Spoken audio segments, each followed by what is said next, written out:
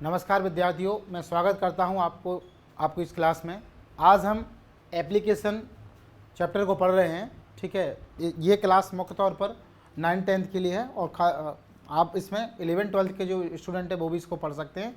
किसी भी बोर्ड के विद्यार्थी हैं और इंग्लिश का कभी भी पेपर बनता है, ठीक है, तब यह एप्लीकेशन आती ही है, तो आपके लिए मोस्ट है ये। तो अच्छी तरीके से पढ़ लीजिए इसको और अपनी कॉपी में नोट डाउन कर लीजिए। ठीक है, जहाँ कहीं भी कोई डाउट रहता है तो आप अवश्य पूछ लीजिए। इसमें हमें क्या क्या समझना है, इस एप्लीकेशन के फॉर्मेट को समझना है। ठीक है, कि एप्लीकेशन का फॉर्मेट क्या है, और साथ में ये भी जान के रखना है कि किस प्रकार से कंटेंट लिखना है। स्पेलिंग सही होना चाहिए, वर्ड पावर सही होना चाहिए, एक एक जो मीनिंग है उन पर हमें थोड़ा सा ध्यान रखना है। ठीक है, तो सबसे पहले हम समझ लें एप्लीकेशन कहते किसे हैं। ठीक है, इसके बेस को समझते हैं अपन। एप्लीकेशन का बेस जो है वो क्या क्या है, देखो हम समझते हैं एप्लीकेशन।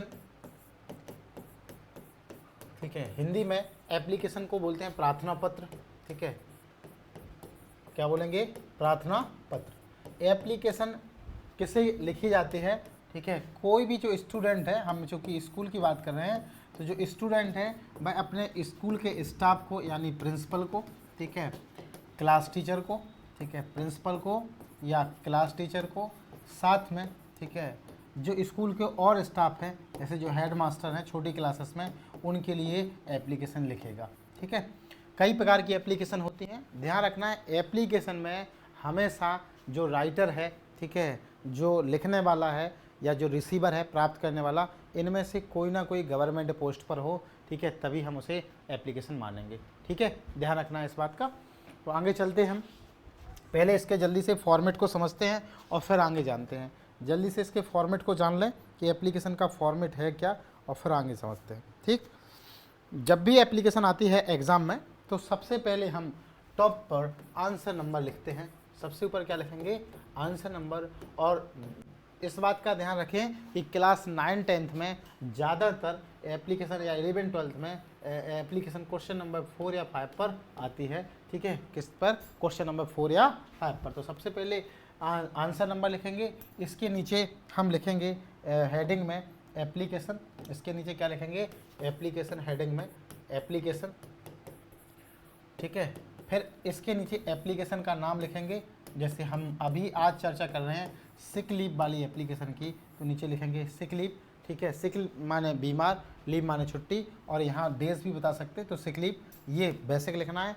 फिर इसके नीचे आगे लेफ्ट में हमें क्या करना है कि इसके नीचे हमें इस बात का ध्यान रखना है कि हम ये लिखेंगे, और इसके बाद हम क्या करेंगे, ये लिख लिया हमने। इसके नीचे यहाँ पर फिर लिखेंगे हम टू द प्रिंसिपल। ठीक है, टू द प्रिंसिपल, ठीक, टू द प्रिंसिपल, और प्रिंसिपल का नाम यहाँ पर टू द प्रिंसिपल है, और स्कूल नेम यहाँ पर लिखेंगे। क्या लिखेंगे, स्कूल नेम। स्कूल नेम कौन सा लिखना है, जो भी क्वेश्चन पेपर में नाम दिया गया है वही लिखेंगे हम। तो टू द प्रिंसिपल है, इसके नीचे स्कूल नेम लिखेंगे। स्कूल का नाम वही रहेगा जो कि क्वेश्चन में दिया गया है। ध्यान रखना है स्कूल का नाम क्या रहेगा, क्वेश्चन में दिया हुआ। फिर इसके नीचे एक लाइन छोड़ देंगे, और इसके बाद हम जो सब्जेक्ट है उसको लिखेंगे। ठीक है, क्या लिखेंगे, सब्जेक्ट। तो इसके नीचे लिखना है सब्जेक्ट। ठीक है, इसके नीचे क्या लिखना, सब्जेक्ट। ठीक है, सब्जेक्ट के नीचे फिर एक लाइन छोड़ेंगे, और फिर इसके नीचे लिखेंगे रिस्पेक्टेड वाला पार्ट। कौन सा पार्ट लिखेंगे, रिस्पेक्टेड सर या रिस्पेक्टेड मैम। ठीक है, ये लिखेंगे, रिस्पेक्टेड वाला पार्ट लिखेंगे। और फिर इसके नीचे, ठीक है, ये जब जैसे ही कंप्लीट हो जाएगा हमारा, तो फिर हम एक काम और करेंगे इसमें। ठीक है, ये जैसे ही अपना कंप्लीट होता है तो फिर इसके नीचे हम जस्ट ये कंप्लीट जैसे ही होता है तो इसके जस्ट तुरंत बाद में हम क्या करते हैं, ठीक है, थैंकिंग सर लिखते हैं, थैंकिंग सर। ठीक है, थैंकिंग सर, ये लिखेंगे। और फिर इसके नीचे जस्ट करंट की जो वर्तमान की डेट है उसको लिखेंगे, वर्तमान की डेट। ठीक है, यहाँ पर डेट लिखेंगे। डेट का फॉर्मेट ध्यान रखना है, जैसे 12 लिखा पढ़ने, इसके बाद मंथ का नाम लिखना है। ठीक है, मंथ लिखना है, और फिर इसके बाद कॉमा लगा के ईयर लिखना है, ये अपन करेंगे। और फिर लास्ट में योर्स। ठीक है, योर्स ओबीडेंटली या फेथफुली, योर्स ओबीडेंटली या फेथफुली। और इसके जस्ट नीचे यहाँ नेम लिखेंगे, कौन सा नेम लिखना है, ऐसा कोई भी नाम जो क्वेश्चन में दिया गया हो वो नाम नीचे लिखना है। तो जल्दी से एक बार समझ लें, सबसे ऊपर क्या लिखेंगे, एप्लीकेशन, ठीक है। हम सबसे ऊपर क्या लिखेंगे, एप्लीकेशन। एक बार देख लो आप, मैं बता दे रहा हूँ। सबसे ऊपर हमने क्या लिखा है, ठीक है, सबसे ऊपर लिखा आंसर नंबर, ठीक है। फिर हमने क्या लिखा, एप्लीकेशन, सिक लीव लिखा, इसके बाद टू द प्रिंसिपल है, स्कूल नेम है, सब्जेक्ट है, फिर रिस्पेक्टेड सर है, फिर इसके नीचे थैंकिंग सर वाला पार्ट है, ठीक है, डेट है, ठीक है, और फिर योर्स ओबिडेंटली है और नेम है। क्लियर। चलिए एक लिख कर मैं एप्लीकेशन आपको बता दे रहा हूँ, ठीक है। सिक लीव वाली जो एप्लीकेशन है बस लिख के मैं बता दे रहा हूँ, ठीक है। ध्यान रखिए, लिख के मैं बता दे रहा हूँ और इसको अपन क्लियर करते हैं। चलो जल्दी से।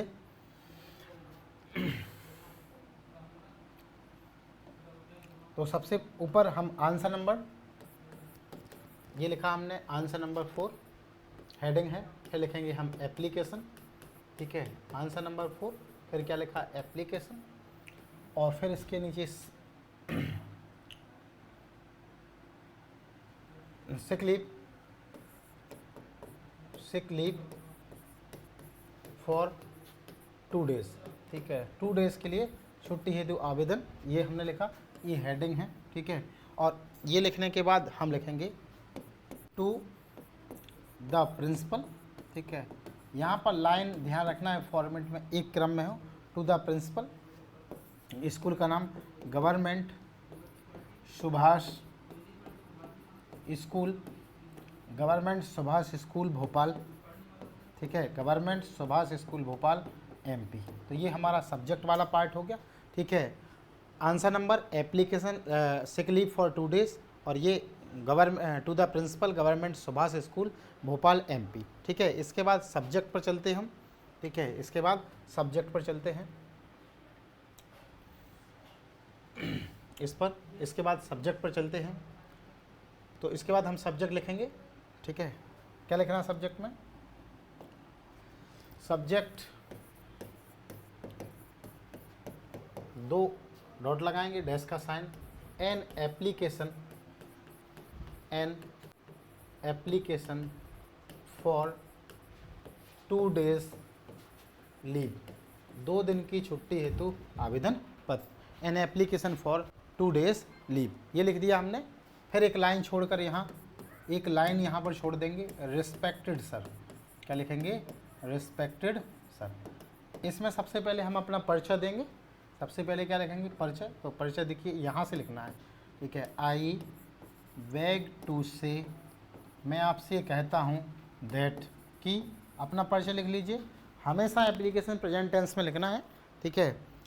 आई एम ए रेगुलर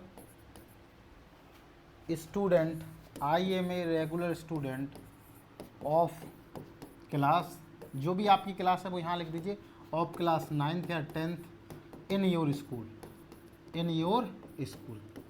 क्या मीनिंग्स है इतने का, ठीक है। आई बेग, मैं आपसे निवेदन करता हूँ, दैट की, बेग माना निवेदन करना, रिक्वेस्ट करना, दैट की I am a regular student, कि मैं एक नियमित छात्र हूँ, ठीक है, आपके स्कूल का, कक्षा 10वीं का। इसके बाद I have been suffering, SUFFERING, I have been suffering from fever, मुझे बुखार आ रहा है, ठीक है, कब से, सिंस लास्ट नाइट,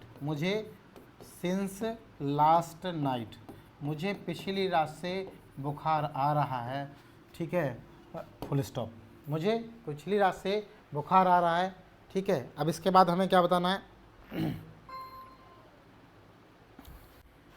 माई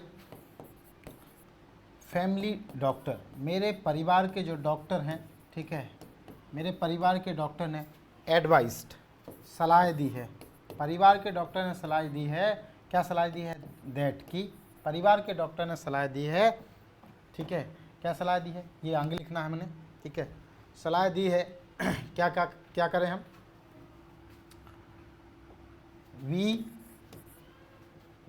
परिवार के डॉक्टर ने सलाह दी है, ठीक है, क्या सलाह दी है, कि आई शुड, कि मुझे करना चाहिए, टेक रेस्ट, मुझे आराम करना चाहिए, ठीक है, एंड मुझे आराम करना चाहिए, और ठीक है टेक मेडिसिन, और दवाई लेना चाहिए।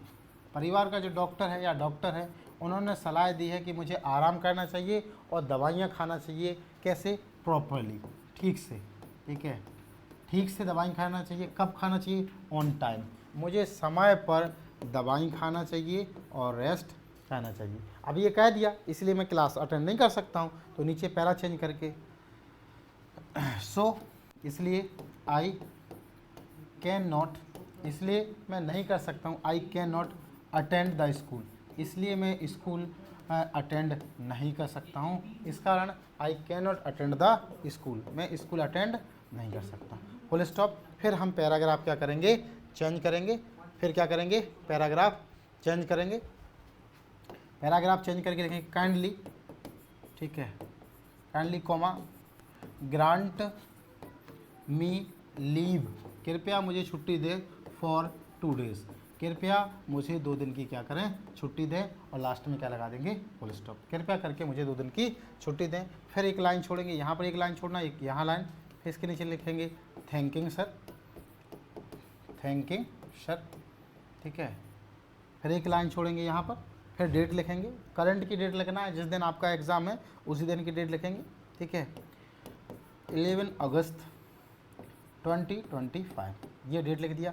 फिर एक लाइन छोड़कर, ठीक है, एक लाइन छोड़ेंगे और फिर इसके नीचे लिखेंगे क्या? योर्स, ध्यान रखना बहुत से बच्चे गलती ये करते हैं, ठीक है, योर्स ओबीडियंटली, ठीक है, योर्स ओबीडियंटली ये लिखना है और नीचे यहाँ नेम आ जाएगा, ठीक है, जो भी नाम दिया गया है क्वेश्चन में वो नाम यहाँ आएगा, ध्यान रखना है हमें। देखिए गलती क्या होती है, योर्स की करेक्ट जो स्पेलिंग है वो इस प्रकार है। बहुत से बच्चे जल्दबाजी में एक गलती ये करते हैं, योर्स की करेक्ट स्पेलिंग ये है, ठीक है, ठीक है, ये करेक्ट है। और बहुत से स्टूडेंट जल्दबाजी में योर केवल लिखते हैं, ये गलत है, ठीक है। बहुत सी बुक में ये मिसप्रिंटिंग रहती है और बहुत से बच्चे एपोस्ट्रोफी एस लगाते हैं, ये दोनों ही गलत हैं। तो ध्यान हमें इस बात का रखना है कि क्या पूछा गया है। ओबीडेंटली ही लिखना है जब भी छुट्टी के लिए कोई एप्लीकेशन आती है। बोर्ड परीक्षा में बहुत से बच्चे फेथफुली या सिंसियरली लिख देते हैं, तो छुट्टी के लिए कभी भी एप्लीकेशन आती है लीव के लिए तो हम लिखेंगे, ठीक है। कहीं पर किसी प्रकार का कोई डाउट है तो आप पूछ लीजिए, नहीं तो इस क्लास को हम फिनिश करते हैं, ठीक है। कहीं पर एक बार इसको चेकआउट कर लें कि रहने दें, कोई डाउट तो नहीं? चलिए चलिए अगली क्लास में मिलते हैं। कहीं पर किसी प्रकार का कोई डाउट हो तो आप पूछ लीजिए।